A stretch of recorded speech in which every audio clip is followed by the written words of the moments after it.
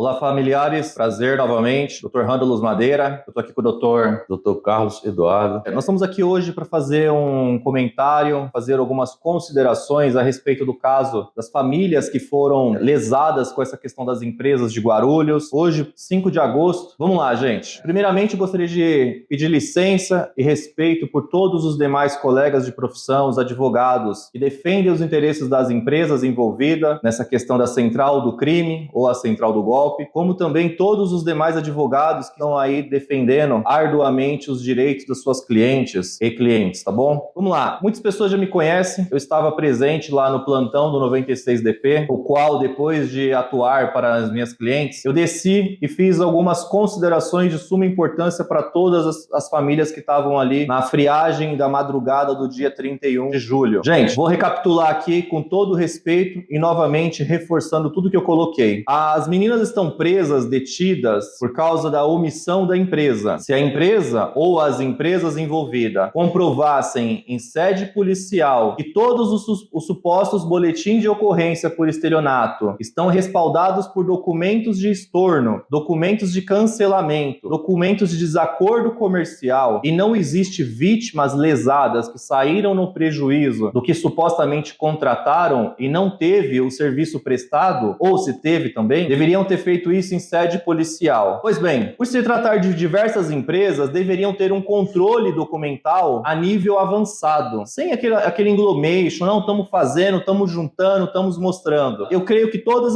os advogados que estiverem assistindo esse vídeo, como o Dr. Carlos aqui também está presente, eu principalmente, nós não vimos nada ainda dentro do processo judicial. A empresa não junta provas contundentes que nunca existiu fraude, que nunca existiu golpe. Infelizmente, diante de tudo isso que aconteceu, diante de todo o rol probatório, aquilo que eu já havia explicado para vocês em sede policial, infelizmente foi convertido na prisão preventiva de todas e até os homens também que estão presentes. Infelizmente, o juiz não distinguiu pessoas que tinham 2 dias de trabalho, 3 ou 5, 1 ano, 2 anos, 3 anos. Infelizmente, todas acabaram respondendo pelo mesmo crime, porque ainda não houve a possibilidade de separar. Mas vamos lá, novamente. A empresa poderia sim ter feito a separação. A empresa sim poderia ter feito, desde a sede policial do 96DP, se habilitar no processo e ter mostrado que não existia fraude. O número grande de empresas também poderia ter chamado a mídia, o SBT, a Rede Bandeirantes, outros canais de comunicação, e ter comprovado através de documentos que todos os supostos desacordos comerciais ou as supostas vítimas não passava de uma encenação da Polícia Civil ou da equipe investigativa. Eu pergunto a vocês, isso foi feito? Doutor, eu pergunto a você, isso foi feito, doutor? Não foi feito. Considerações, doutor? Eu recebi um contato de uma pessoa que diziam ser um dos responsáveis pela empresa, de codinome Júnior. E eu entrei em contato com essa pessoa pedindo alguns documentos, registro de ponto, ficha de registro dos funcionários, guias de recolhimento de FGTS e da Previdência Social, para que nós pudéssemos comprovar o vínculo empregatício dessas pessoas, dos nossos clientes. Só que essa pessoa não me respondeu. Um representante do jurídico da empresa entrou em contato comigo. Na verdade, ele se diz ser um representante, mas eu não sei se realmente é. Mas ele entrou em contato comigo e me abordou da seguinte forma. O doutor entrou em contato com uma pessoa da nossa equipe,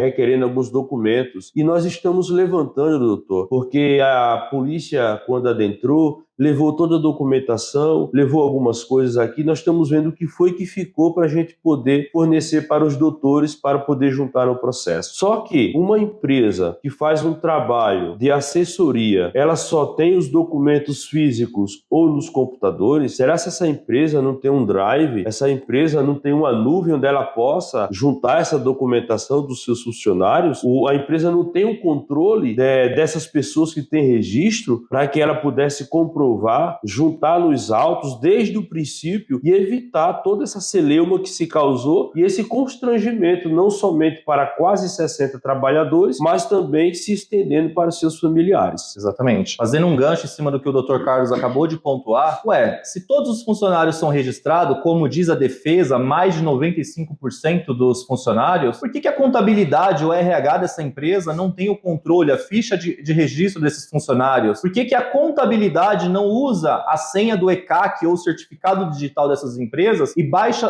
todos os espelhos dos registros desses funcionários? Ué, aonde estão esses tais documentos que ajudariam muito dentro dos processos judiciais? E eu tenho certeza que o Dr. Carlos acabou de levantar aqui, muitos advogados de defesa também fizeram a solicitação e tiveram seu pedido negado. A priori, não foi juntado nada dentro dos processos judiciais. E, novamente, aqui eu estou. Se a empresa conseguir comprovar que eu estou errado do que eu estou defendendo e comprovando para vocês mais uma vez, eu venho, faço um novo vídeo de retratação, porque a justiça, infelizmente, está sendo arbitrária, sim, mas está punindo a família de vocês. Infelizmente, todas essas meninas que foram presas ficarão com o seu nome manchado para sempre. A pior marca não é só o registro no IRGD, não é só o histórico de antecedentes criminais, de alguém que já foi preso preventivamente, mas a imagem que vão levar para o resto das suas vidas, estar em uma cela, detida. As meninas estão no CDP hoje, passando, ou melhor, comendo o pão que o diabo amassou, porque aquilo dali é desumano, entendeu?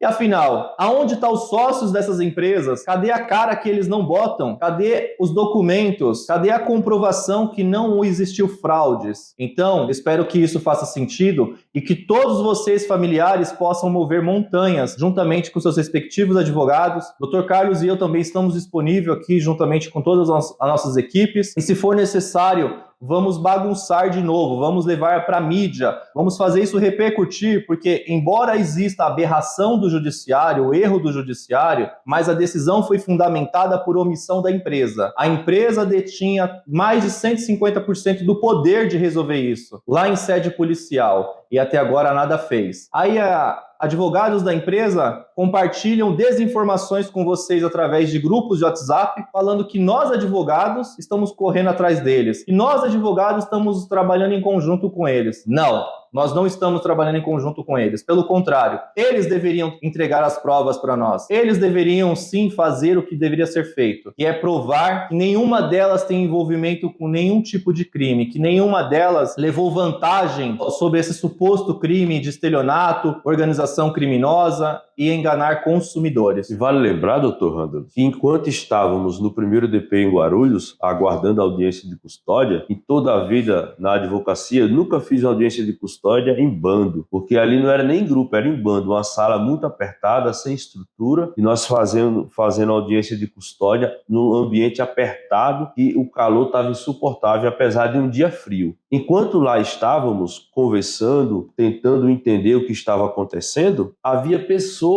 que se dizia do jurídico da empresa que transitava entre nós tentando captar de nós advogados qual era a nossa estratégia de defesa, o que é que nós iríamos dizer, o que é que nós iríamos sustentar. Então, isso aconteceu feito por quem? Pelo pessoal da empresa, mas eles Exatamente. mesmos não diziam e vendiam ilusões para os familiares, dizendo que elas seriam soltas naquele dia. E quando veio a notícia ruim, porque enquanto eles falavam, vendiam ilusões, nós éramos coerentes. Exatamente. Em dizer que iríamos fazer o nosso trabalho da melhor maneira possível, se utilizando de todas as ferramentas que o nosso ordenamento jurídico nos dá, mas que a decisão viria do juiz de acordo com aquilo que ele se convencesse com o que estava juntado nos autos. Como a empresa se omitiu em juntar as provas que ela diz que tem, mas nunca apresenta, o juiz, infelizmente, manteve a decisão de as meninas ficarem em uma prisão preventiva. Exatamente. E isso causando um dano tão grande, porque entre elas existem grávidas, inclusive mulheres com que tiveram aborto espontâneo recentemente, com sangramento, precisando dos cuidados necessários, E inclusive tem uma cliente, doutor, tem uma das meninas que está presa, que ela tem diabetes gestacional e precisa fazer o acompanhamento glicêmico diariamente. E ela não consegue fazer agora porque o estabelecimento prisional não tem a estrutura para fazer isso. Não permite. Não só isso, doutor, fazendo já também, recapitulando aqui, tem uma jovem que acabou de fazer 18 anos de idade, acabou de iniciar no primeiro emprego, infelizmente ela foi penalizada por causa desta empresa, entendeu? Tem pessoas que são hipertensas, que dependem de remédios controlados para manter a pressão cardíaca. Infelizmente estão sem seus respectivos remédios. Família, quem pagou a conta da água, dos salgados, dos comes e bebes foram vocês. A empresa não fez isso. A empresa não ligou para vocês para fazer o reembolso, para custear toda essa operação. E aí, afinal, aonde a empresa está? Feitas as considerações, agradeço a todos por assistir esse vídeo até aqui. Tenha uma ótima tarde, que Deus os abençoe e nós continuamos trabalhando em prol da defesa dos nossos clientes e de todas aquelas que foram injustamente penalizadas. A justiça não se faz com injustiça.